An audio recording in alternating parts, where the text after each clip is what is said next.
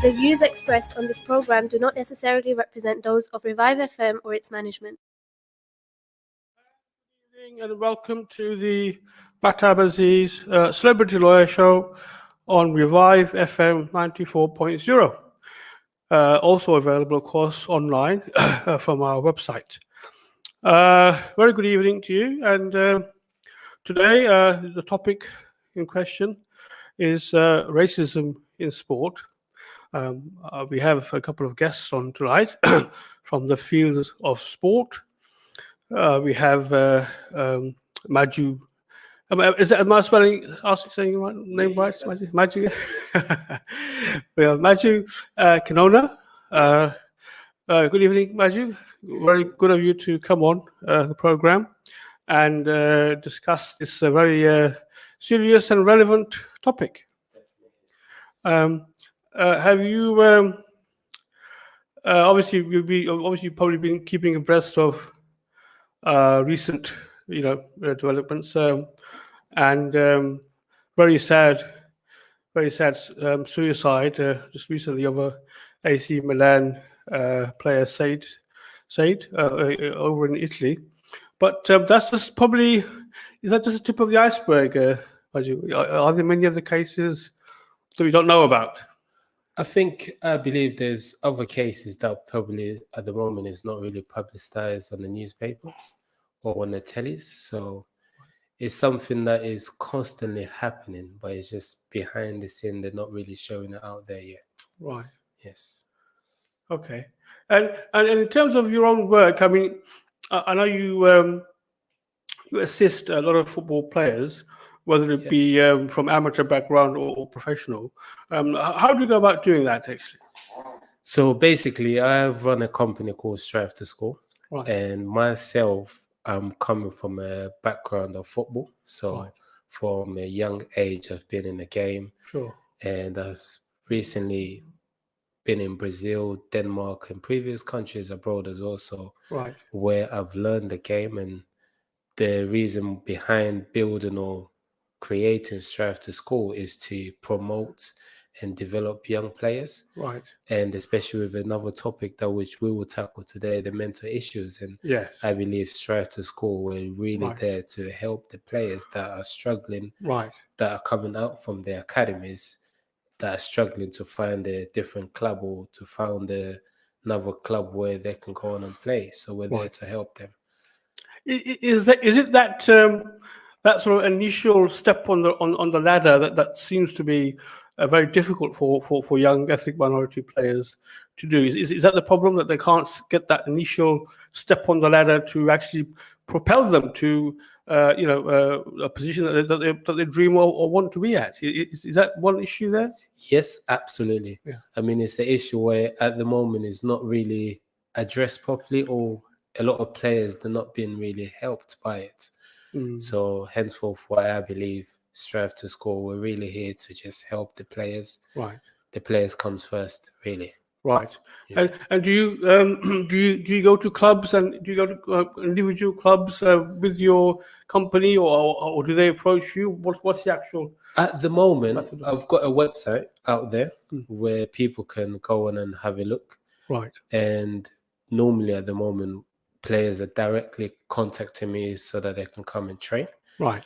We do, in a long term, we're going to have a recruitment process where scouts that will go on to look at players. Right. Maybe players who are on the verge of coming out of their academies, or players in academy looking to improve. Then Right. the scouts that are working for Strive to Score, they can bring them along. Right. And we can give them a program where we can develop them. I see. Well, not being a great fan of football, I'm afraid I have to sort of ask you to explain this academy system. How does it work? How do the academies work? I mean, how are they funded? How are they run? And who's behind them? So my academy is founded by myself. Right. And I've got a few people that are supporting behind the scenes, such as Alice. She's a property developer. Yeah, right. And other people within the football as well that are willing to support the vision to help the academies. Right. But in terms of their professional academies, Yes. is run by directors of the clubs, they're the one that actually put the money and support the players move forward from there. So there's a distinction. There's professional academies and there's Yeah. ones that so you call it amateur academies or Amateurs academy Yeah. or free license academies where Right. the aim behind it is to get the players into the professional academies. Oh, I see. Right. So I could just one day set one up and that wouldn't be a problem, would it? Or Well, it depends. You have to, number one, be qualified to have your license as a coach where you can actually coach the players. oh, so it has to be a licensed coach. Yes, you have to be okay. licensed coach. Myself, I'm a licensed coach. I'm Right. actually at the moment working on my UEFA B license. Okay. So, which on the course, I'm on the verge of actually gaining it. Right. So, yes, you have to be qualified, and you also have to maybe not particularly be from a background of football, because we've seen managers such as Jose Mourinho not particularly play the game, but he has the knowledge through studying the game, Right. and he can develop players as well. So, yeah. I see. So within this structure of how young players can actually, go to obviously a higher level, higher league. Yeah. So is it the process of amateur to professional, or can someone go to a professional straight away, or is there like a structure whereby a professional academy will expect some sort of training prior to that young player coming to them, or how does it work? Professional clubs, they do expect, every professional clubs have their expectations. So they know what they're looking within a player. Right. So Strive to Score, we're there to prepare them to meet the club's expectations. Right. For example, their players might be in the academies, but they're not meeting the club's expectation. So if they drop out, we're able to pick them up, develop them, get them into a standard where their clubs, they can accept them. Oh, I see. Okay, well, that sounds very good. I mean, so it's basically it's almost like a mentoring sort of role. Absolutely, yes. Yeah. So we're there to tackle everything really, Right. because a lot of these players have been left out of the system. Right. If we go into the non-league system, not really people really open-minded to go over there and look at the players. Right. However, we can see from experience, players such as Jamie Vardy coming from the non-league Right. have such a massive impact on the Premier League and international levels as well. So Right. we can see there's talents out there. It's just about them, Right. people finding them and nurturing them. Right. And so what sort of age group do you deal with when it comes to these academies? At the moment, we're working with players from the age of 10 upwards to 21. Okay. Oh, Yes. about 11-year Yes. range. Yes. Oh, I see. Right. Okay. Have you seen any budding Maradonas yet, or is it? I've got a player at the moment, Right. is 11, Right. and I have a big ambition for him. Right. And potentially I'm looking to send him to quite top clubs such as Arsenal, Chelsea's. Oh, I Yes. see. Okay, that's very good. Very good to hear. But are you yourself? You're based in South London, or I'm based in Southeast London, Southeast so London, that's a New Eltham area. right? Okay. Yes. And the academy is also in that area, or Yes, the academy is in that area. However, in the summer, we'll be doing a summer camp, that which will be based in Kent, right? so around the Sevenoaks area. Right. Okay. Have you sort of noticed like like a pattern in those young boys who perhaps go on to be successful, and those boys who get distracted? Can you sort of foresee those signs early and perhaps keep them focused? Absolutely, yes. Yeah. I mean, that's what we're there for, because as we can see, there's a lot of players that have been sidetracked Right. through gangs, distractions from home issues. Right. So we're there really, as long as not just to train them, but to also prepare them mentally, Right. to teach them the right things, not to do this, not to do that. Right. So at the same time, mentoring them also. Right. I mean, in terms of, I mean, traditionally the ethnic minorities haven't really embraced sport as much as they should have done. They're more probably, focused on trying to get some sort of regular job or something, and it's not always foremost in their minds. You don't hear ethnic minority youngsters saying, "Oh, I'm going to be a football player." And they may say it sort of sort of idealistic way, but Yes. but really and truly, practically speaking, it remains an area that's not perhaps the realm of normal options, shall we say? Mhm. Because football probably the really high remuneration comes when you get to the higher level of team. I would imagine. Yes. Yeah. Yes, that's very true.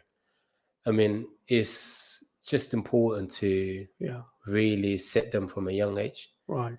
But I believe, just like you said, Yeah. a lot of parents have their different views on what their children are going to be. Mm-hmm. However, some children want to pursue the career in sports. Yeah. Some parents want their children to pursue a career maybe in to be a lawyer or to be a doctor, things like that. So it's just about setting the path from them at early age. Right.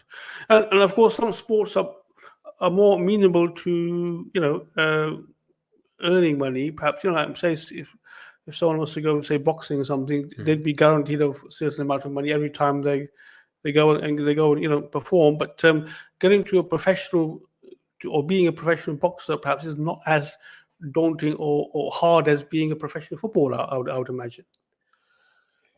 Yeah, I mean, different field. Yeah. Boxing obviously requires a lot of sacrifice. At the same thing, also with football, it requires a lot of sacrifice. So it's just looking at it from different angles and different perspectives as well. Right. So with football, you do require to have certain attributes such as discipline in yourself, Yes. discipline with your diets, discipline with your sleeping pattern, and having the right environment around you, the people as well. So that plays key roles, such as boxers. They cannot just hang around with anyone. They have to select who they're going to be with and discipline themselves because they have a goal to achieve. Right. It's the same with football, I believe. Yeah. Yes. Yeah. And of course, there's probably different types of sort of ideal physique that you probably want to have. And Yes. I've noticed obviously that in most footballers they tend to have sort of similar arms and similar, whereas the legs are quite big, but the arms tend to be not that sort of big because they don't want that excess weight on top probably. And there's different sort of physical probably requirements. Yes, I mean, it all depends on the players because there is a player in the professional system, professional league, Right. and he's built really heavy, he's big, muscular player, but that suits his style of play. Right. So all the physique is basically built on the player's style of play. Right. So let's say, for example, a midfielder, he's going to need a lot of energy. So he don't really need to put too much weight because that will slow you down. Yeah. For example, a striker might need a bit of a stronger physique, where he needs a bit more muscles and strong legs and stuff like that. So he can be able to do certain skills that which will allow him to be able to affect in the game. Mm-hmm. Right. Okay. Yeah. So I mean, I know you probably have like conditioners, or when it gets to the top level, probably you have people who know about conditioning and they can always assist players. At this stage where they're at perhaps even like amateur academy level, is that assistance also there? Perhaps if you get a young boy who's perhaps a bit overweight or something, how do you help him into? That system is not in for non-leagues. Right. So again, that's another issue where I believe non-league is not really supported as much. Where a lot of support is basically in the professional system. Well, Strive to Score, we've got strength and conditioning coach who are willing to help the boys and prepare them correctly. You don't get that in a lot of clubs. Unless financially you're strong, you're able to pay this specialist to come in to take a session or to help the players in the gym and stuff like that. Sure. But with myself, being in the sports industry, play the game as well, few connections, and these people that are able to come in and help within the Strive to Score. I see. So we do have a strength and conditioning coaches to help the players. Oh, that's great. That's great. I mean, So what's your sort of daily routine when it comes to say a day at the academy? How does it start off? So we normally we train on Wednesdays Right. and the Saturdays. So the daily routine will be for the players to come in, Right. where they do their normal routine of warming up, and then we'll go into the technical aspect of the game where the session might emphasize on the passings. So we're going to focus a lot on the passings and then lead that into a game where we might do a possession games. Okay. So all this is relevant to what their weaknesses are. So trying to perfect it. Right. Okay. And do you do they get a chance to play against each other in smaller groups or something, or how is it? Yes, they get a chance to play against each other. We also organize games where they can play against other teams also, Okay. where they can test their skills, test what they've learned, and put it into actions. Right. Okay. And then from there, we can also take notes and analyze it through videos as well, which we have in place. All right. Okay. Well, I think that's probably a good point. I wish to have our first break. Yeah. So stay with us, and we're just gonna have a short break, and we'll be back in for hopefully a few minutes. Yeah. Thank you, guys. Thank you. If you want to advertise your business on Revive FM, then visit www.revivefm.co.uk or contact our sales team now on 07944 565616. That's 07944 565616. Advertise with Revive FM. Thinking about selling or letting your home? With Maxwell Estates, you don't need to look any further. Well established with over 15 years of experience, Maxwell Estates are specialists in residential sales and lettings. We manage over 200 properties in and around Northwest London, keeping our landlords and tenants updated with all the latest laws and legislations. Based in Edgware, our experienced specialist negotiators always ensure we maximize the full potential of your property. Call us now on 0208 952 0808 for a free no obligation quotation, or visit our website www.maxwellestates.co.uk for further information. Maxwell Estates, the name you can trust. Thinking of selling or letting your property? Need someone reliable to find the best prospect for your home? Well, look no further. Cameron Adams is here to take care of all your needs. Our professional and experienced team will guide you through the entire process and ensure you find the right client for your property. For a no obligation quotation, contact us now on 0208 558 2000. That's 0208 558 2000. Or visit us at 30 Church Lane in Leytonstone. Cameron Adams, always at your service. This is Aisha. Her father died in an accident at a very young age. She lives with her mother and siblings. There are millions like Aisha who do not have access to the very basics of life, resulting in her and many others not being able to attend school. Through Minhaj Welfare Foundation, your charity is dedicated towards supporting the full needs of orphans and needy children around the world. Donate today. Call us now, 0300 3030 777.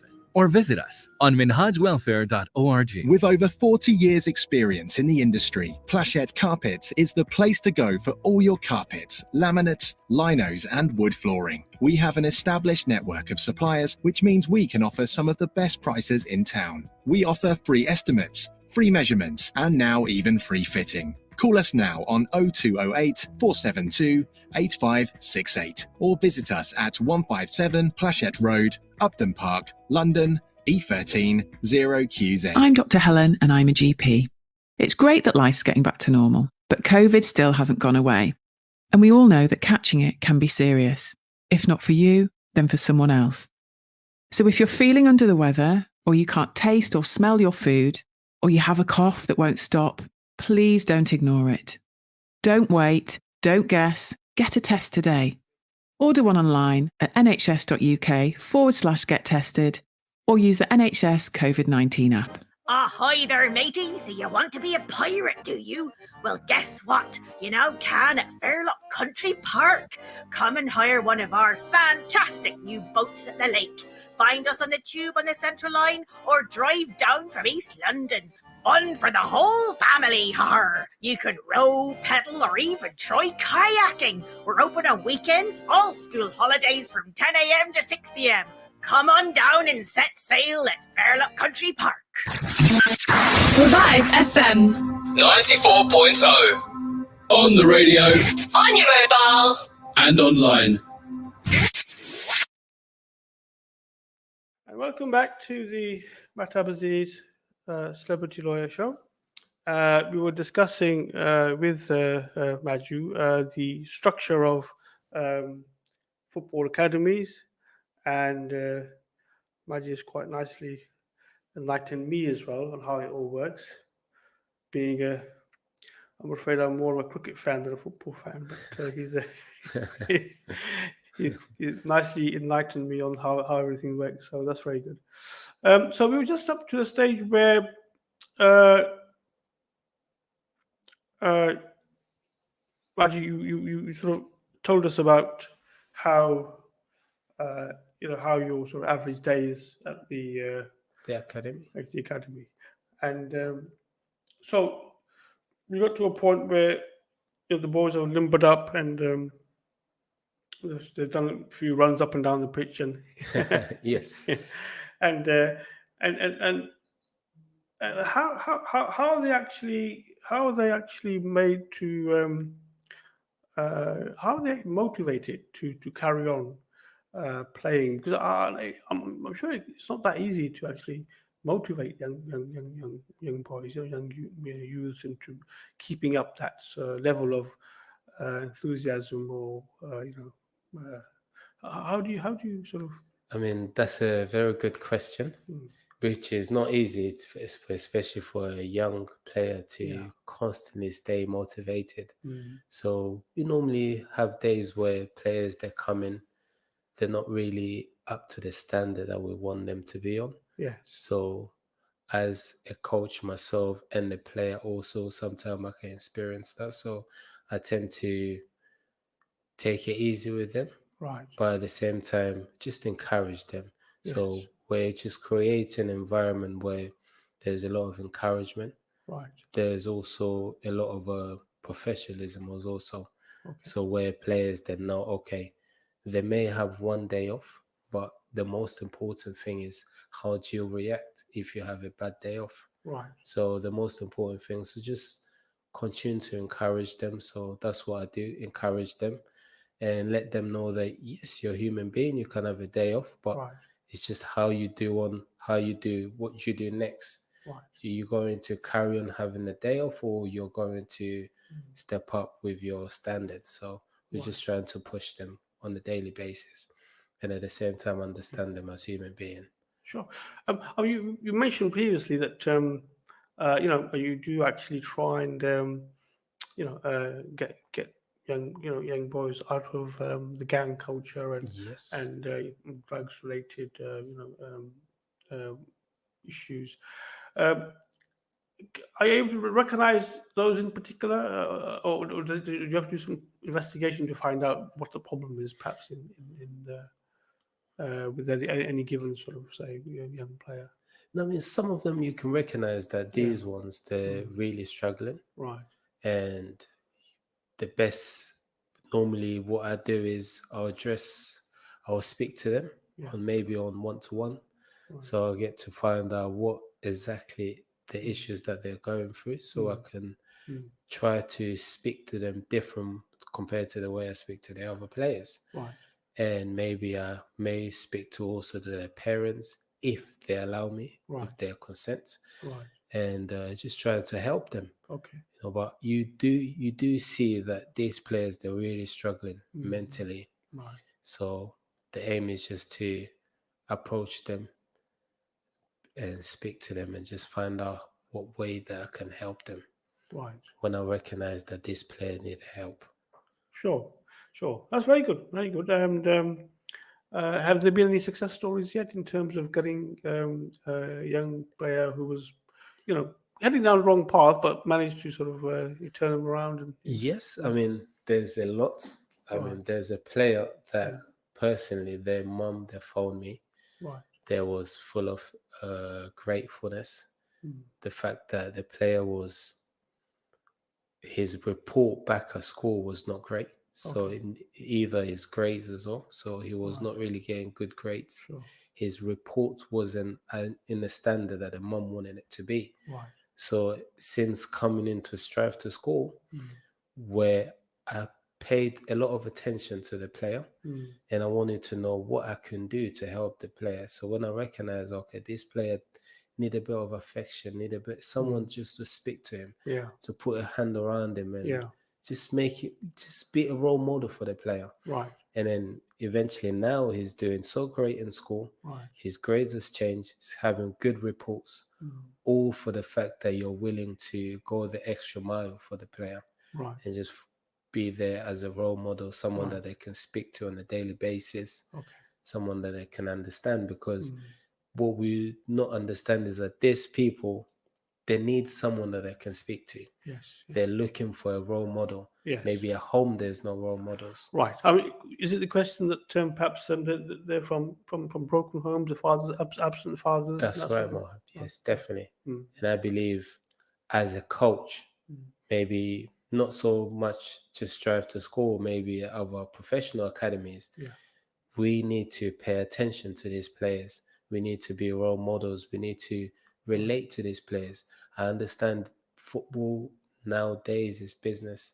A lot of people relate to it strictly into business, but there's not really time for the players and the managers to relate into human understanding, just to understand the player, understand how they feel, understand emotionally what they're going through.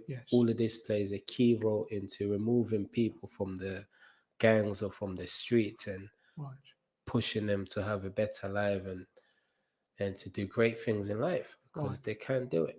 That's great. That's great to hear. And I mean, in terms of in terms of how a young player might progress, do some of them get to a stage where you say, okay, we've done as much as we can for them, they have to go to the next level now? So how does that work when they've got to a stage now, perhaps where you feel that it's like, say, like an amateur in boxing, say like an amateur club might think, well, he's advanced far enough now. Now it's time for them to go into the pro ranks. So in your situation, what happens in your situation when you get a particularly good player and you feel that he can go to the next level? How does that work? I mean, that's another good question. And I like the fact that you related it into boxing, because my cousin, actually, he is also a professional boxer. Okay. And with football, I can tell when a player is ready by the way they play against other teams. So when I recognize, or when I realize that this player is in a standard where he can go into any club or any academies, they will be able to sign him. Then the next procedure from there is start contacting clubs for the player. And get him to a place where he knows, okay, opportunity can come at any moment now. So when I do go to these clubs, I need to be able to show myself, show the skills that I've been doing on a daily basis at the training ground or the matches, and take it into the new clubs that he's going to go to. So yes. Okay, it's very interesting. I mean, as I said before, perhaps I'm not so well versed in football as I am in other sports, but I have noticed, that there's been like a change in the play. For instance, we used to have players like like George Best or Johan Cruyff, and these sort of guys who would just capture your imagination, on the field. Why don't you get that sort of player anymore? What's the problem? I mean, the game has developed so much now where there's so much things now. There's so much analyzed in a game. There's so much. It's just so much what's the term? So much things is involved into the game where a lot of skills has been removed from the game. So they tend now to focus too much on the tactics, instead of individual players, where they can do tricks that can mesmerize fans and managers, and they tend to really try to limit that and put structures in the clubs, how they're going to play, tactics on how they're going to play and how they're going to win the games. I mean, it always seems as if to me, being a non sort of football person, but it seems to me as if that sort of player comes up, the clubs are, no, we don't want this chap. We have the other chap who does the team play. Yes, Is that the that's the case. I mean, right. some clubs, they want players where they can shine and do sorts of things. Right. For I mean, perfect example, we see PSG. It's a French club. Yeah. And they signed a player called Neymar. Right. And he's very technical. From Brazil. Right. I know that much. That's good. Very skillful player. Yeah. And the club is playing around his strength. Right. Whereas other clubs now, they tend to get players where they are united, playing collectively as a team. Right. Whereas PSG now, for example, they may play around the strength of Neymar because he can do special moments at any given moment. Right. So, which is just depend on what the clubs are looking for, right, and what the clubs are willing to accept and not to accept. Right, and having said that, of course, I mean, obviously I read the sports news a lot, and the names of Cristiano Ronaldo always pops up, and Lionel Messi pops up. So what is it about those two players that sort of distinguishes them from the rest of the crowd? What is it about them? What distinguishes this player is their mindset. Right. I believe mindset is really important in a game, right, because when you have the correct mindset, it will take you further in the game. Right. So are these players, are they unique in the sense that are they able to, be masters themselves as well as being teammates? Is that quality they have? Is that why they're so successful? Yeah, absolutely. Right. They're able to overcome certain barriers that the natural or the average player will not be able to overcome, right, such as the criticism, the opinions of managers or players. Right. They're able to do beyond.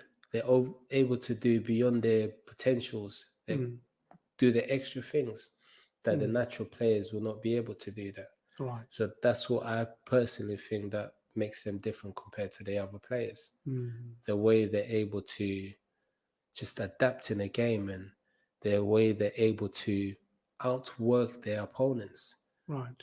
Which, again, if we go into a different sport such as boxing, we can see the very best of boxers, they're able to outwork their opponent, and they're also very tough. Yes. Because you have to have a self-confidence within you. Right. As you're going into whether a boxing ring or a football pitch, you're the best. And these players, deep down within themselves, internally, they know that they're the very best players when it comes to their position. And that's why at Strive to Score, we try to build the players to a point where they themselves believe that they can achieve something if they dedicate and be committed. Right.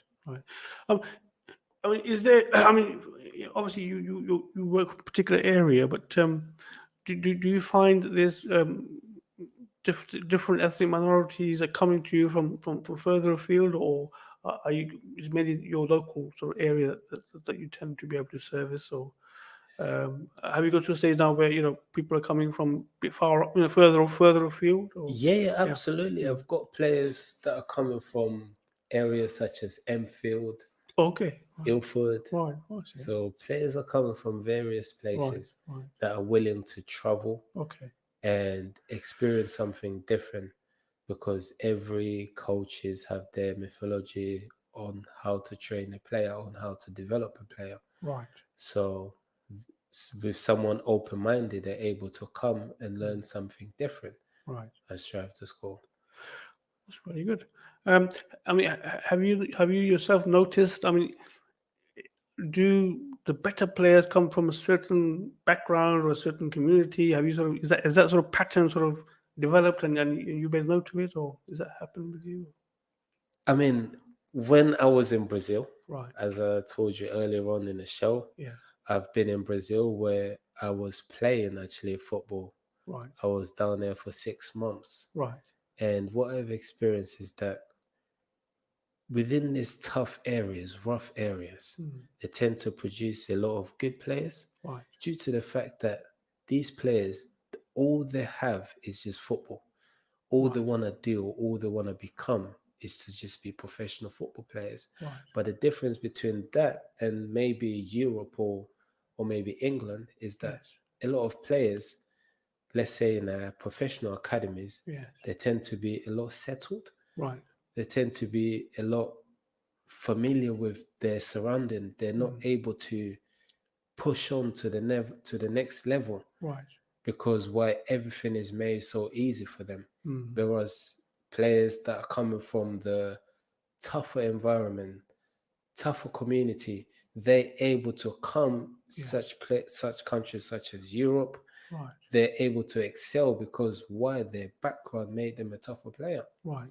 And they're able to go beyond because they have experienced the struggles, they have experienced the pain, and they're able to relate that into their field. Right. But in terms of Brazil, I mean, I seem to have noticed a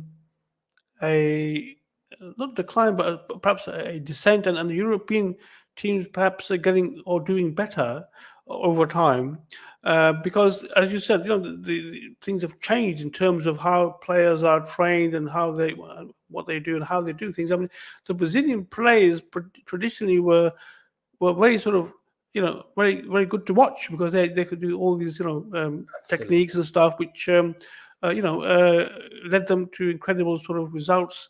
But I mean, as an observer, I seem to see that perhaps the European teams perhaps have done better more recently. Is that the case, or am I just No. I mean, Right. that's a very good point, Right. which is the reality of actually what is happening now. Right. Where the reason why the European clubs, they're doing better compared to maybe, let's say, the South American clubs, is that the European clubs, they're able to do the extra things such as the analysis of the game. They're able to study a team or how they're going to play, and Right. they're able to send out scouts to go and to watch the other opponent match and take out their weaknesses, and Right.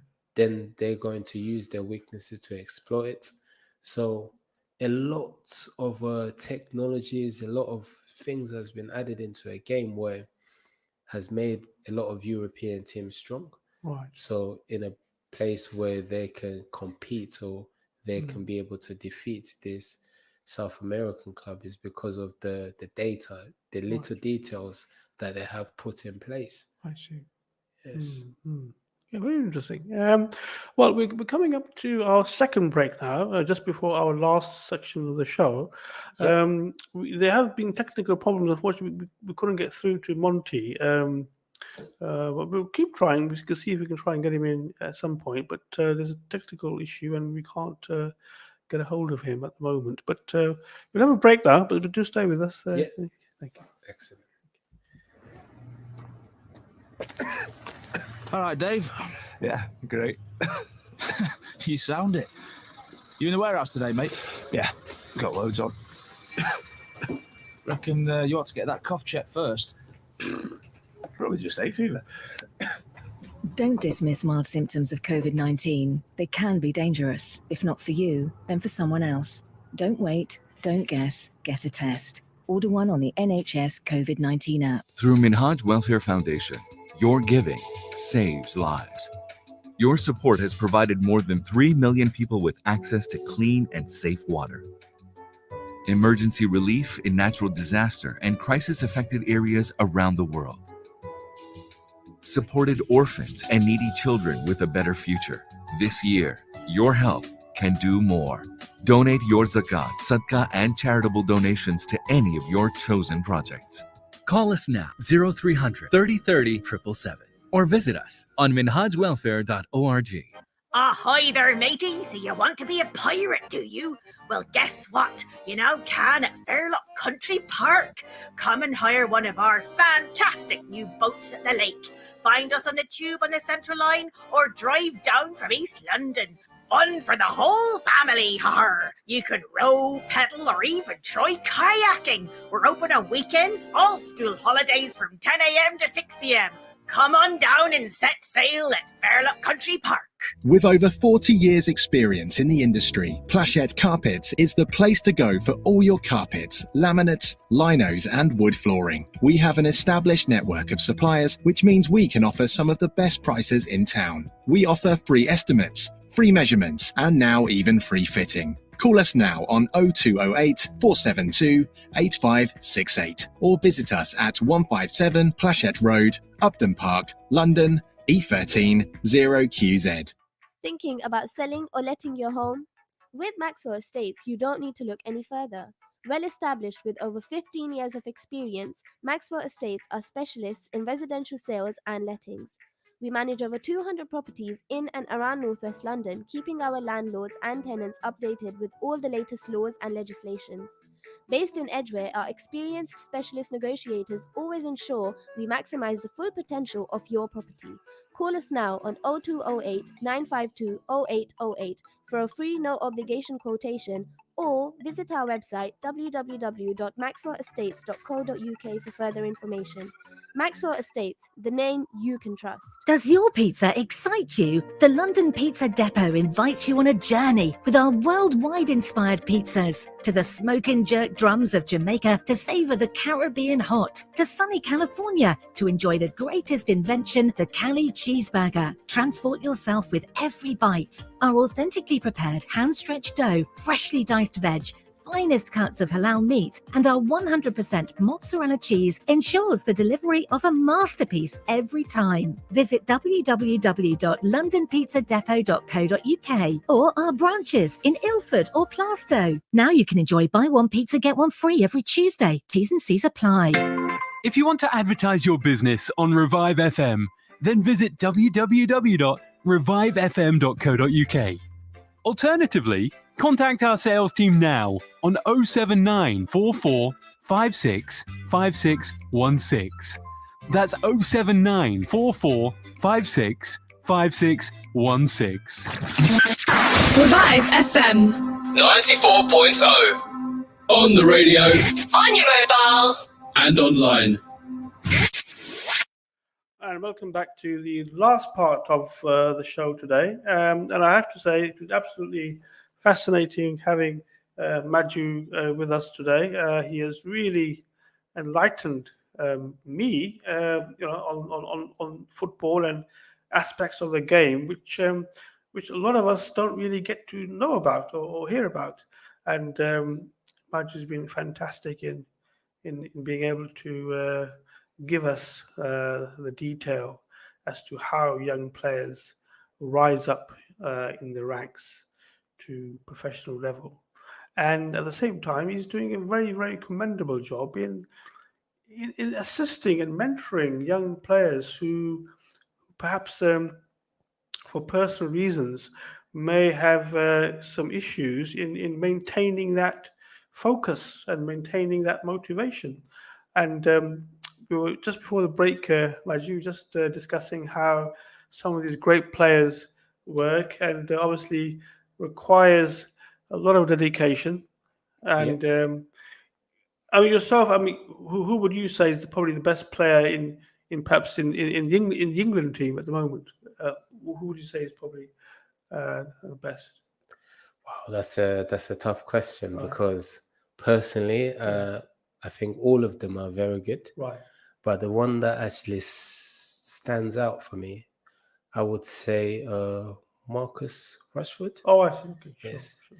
Just for the reasons such as he's a role model also for the younger players. Yes. He's someone that has really inspired me a lot. Yes, I have to totally agree with you on that point, because he's just come out of nowhere.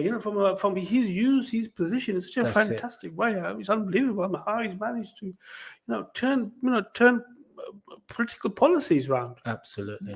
Single-handedly. Yeah. And he's used his statues in football to actually enlighten people as well, to actually help the less fortunate people, especially the campaign that he did concerning the children that they wanted to stop the children from having the school lunch. Right. So the campaign that he did, I thought it was really amazing. So I commend him for that. Absolutely, absolutely, and perhaps someone like that, I'm sure there's probably quite a few, youths like that who've gone through such a hard time and, Yes. and managed to make it. But hopefully there'll be a lot more like that, by virtue of organizations like yours, Definitely. who will assist them and perhaps provide that sort of guidance and role, which you practically give, because a lot of them, may come from, single parent families. Yeah. And obviously, it's a mother or father. They may be struggling with, making ends meet, and at the same time, it's difficult to put your children into a regular activity. It is very hard. So, I mean, you can just put yourself in these parents' shoes and understand how hard it is, because they have to, number one, manage their children, at the same time try to manage their work life as well. So it can be really challenging. So I tend to understand that. Henceforth, why I'm able to go beyond what the normal coaches would do. Right. And in terms of, unfortunately, in terms of, if there is any sort of racism, experienced by these young players, is there a set guidance that you would provide how to tackle these issues? I mean, in terms of obviously, the attitude of others around them and opportunities that they may go for, and then have to face racism or racist comments. How was your approach to try and make young players still maintain positivity? I mean, the key, just what you said, is just about maintaining positivity. Because myself, actually, I experienced racism in the game, in football. Right. So it happened when I was in Brazil. Coming back to England, I went to a trial at a club. Right. And there was a comment which was made towards me and my younger brother, who I went with to the trial, which was not so great. Right. And the way we dealt with it, maybe someone else might not deal with it in that way, where we spoke out to the person that took us to the trial. Right. He was our representative at that moment. He was our agent. We told him this is what they said towards us. And he did not like it. He disliked the comment that they made. Right. So my advice to the younger players will be that, number one, they need to speak out.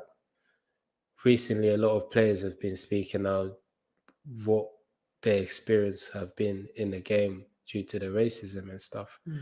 So speak out and speak to the right people, also people that could advise you positively, because there's some people you can speak out, but they will not advise you in the correct way. So what I would advise them to do is to speak to the right people and get the right advice, and do not allow that to affect your game or the person which you are. Right. And just rise above it and be the better person that you could be. Yes. Yeah. Absolutely. Yeah. Very good advice. And let's hope that these sort of situations don't come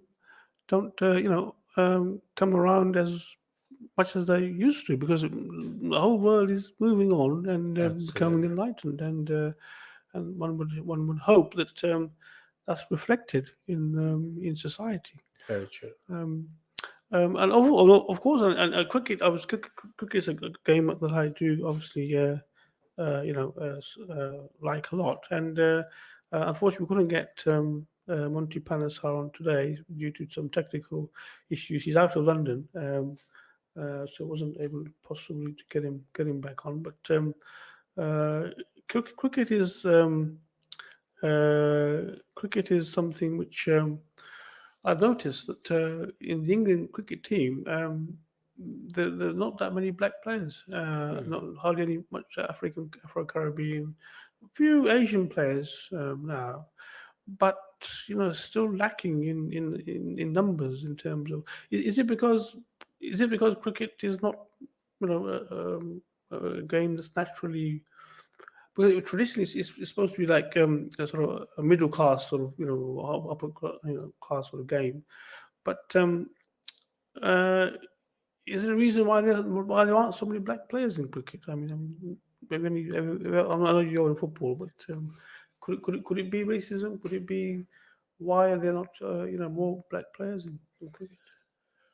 I personally think maybe they are a lot cricket players who are black, but maybe they're just not being given the opportunity to actually be in the limelight. So again, I just think to the whole wider community, it's important that we have a different perspective the way we see things. Yeah. So instead of just looking at it in a one way, we should be able to be open-minded to see things differently, to actually give also opportunities to other people also.